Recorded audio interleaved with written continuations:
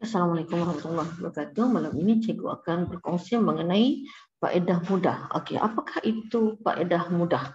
Okey, faedah mudah ialah ganjaran yang diberikan kepada penyimpan mengikut satu kadar tertentu ke atas jumlah yang disimpan, okey, jumlah yang disimpan ataupun prinsipal untuk suatu tempoh masa dalam tahun yang tertentu. Itu yang dikatakan sebagai faedah mudah. Faedah mudah ini adalah ganjaran lah kalau kita menyimpan wang, okey, ataupun pelaburan dalam tempoh masa yang tertentu.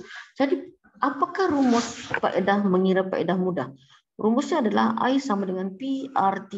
Rumusnya adalah I sama dengan PRT. Ini rumusnya, okey.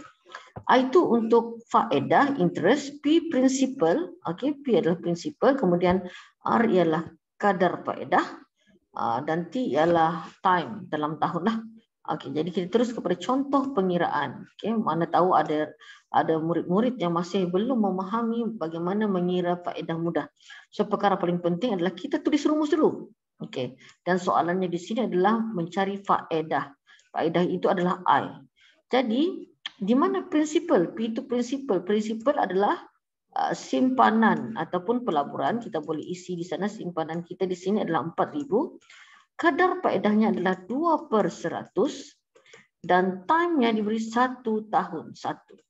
Ini soalan paling mudah lah. Jadi pastikan kita tulis rumus. Okey, cikgu tulis rumus lagi sekali. I sama dengan P RT. Okey, RT P prinsipal 4,000. Kadar faedah 2/100. T-nya adalah 1. Jadi kita ambil kalkulator. 4,000 darab dengan 2/100 darab 1. So kita akan dapat jawapan 80. Jadi kita akan dapat faedahnya adalah sebanyak 80. Kalau kita tengok di sini simpanan pun agak sedikit dan untuk tempoh 1 tahun kan. Jadi maksudnya faedah yang didapat pada tahun itu adalah RM80. Kalau kita kira hujung tahun selepas mendapat faedah itu, duitnya atau simpanannya telah bertambah menjadi RM4.080. Okey, itulah faedah yang diperolehi, keuntungan laba itu kan. Okey, kemudian cikgu bagi lagi contoh soalan seterusnya. Okey, contoh. Kita cikgu bagi contoh lagi satu. Contohnya kita bagi ini yang senang lah. Okey, yang senang, yang paling asas. Pengiraan faedah mudah yang paling asas. Okey.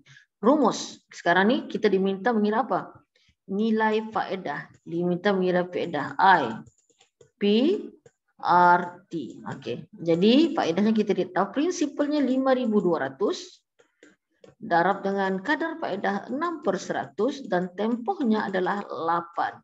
Jadi kita ambil kalkulator. Ya, ambil kalkulator 5,200 darab dengan 6/100, 6/100 darab dengan 8 tahun. Okey, 8 tahun. So kita akan dapat di situ 2,496. Nah, kenapa banyak ya? Sebab 8 tahun. 2,496. Dalam tempoh 8 tahun itu faedah yang diperolehi adalah 2,496. Jadi berapakah jumlah prinsipalnya setelah mendapat faedah tersebut, iaitu 2,496 tambah dengan 5,200 lah kan. Tambah 5,200 setelah 8 tahun. Jadi 7,696. Berapa? 7,696 itu. Okey, jadi untuk video yang pertama cukup setakat ini.